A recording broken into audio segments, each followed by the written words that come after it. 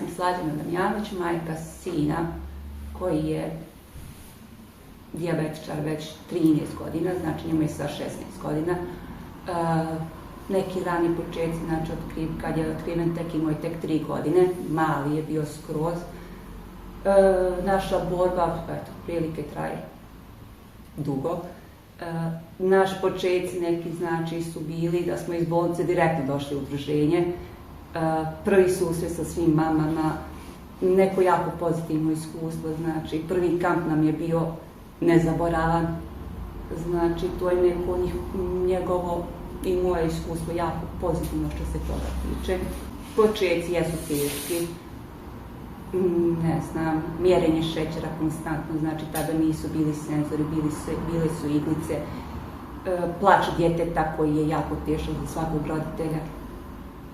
Pa ovako, sa dolaskom znači senzora, to je već neki 4-5 godina kako smo mi na senzoru, jako je olakšao znači i život mene kao roditelja i njega kao djeteta, znači.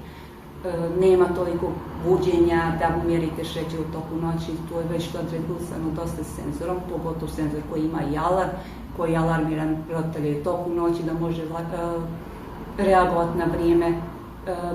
Mnogo lakše, znači što se toga tiče i regulacije i tog osnovnog pomoći što se znači, nisu pockanja konstantna, nisu, znači prstići koji su prije što se tiče trakica bili jako izbodeni, znači to su bile katastrofe, to znaju svi roditelji koji su prošli, čija su djeca znači dugo godina bila, znači samo na trakicama, znaju kako izgledaju ti prstići. Što se tiče sad senzora, znači olakšanje, ne mogu reći 100%, ali 90%, gdje su sad ta regeneracija, znači prstića davno završena.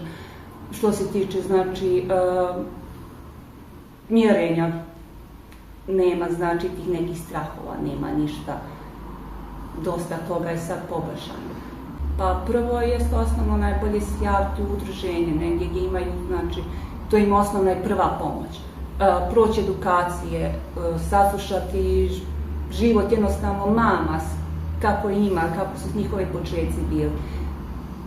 Mnogo lakše kad imate s nekim da razgovarate, da izađu, da se druže, da se djeca druže. To je, mislim, njihovo da se oni upoznaju, da se lakše kad su oni negdje u školi zajedno pa znaju pomoći jednom drugim.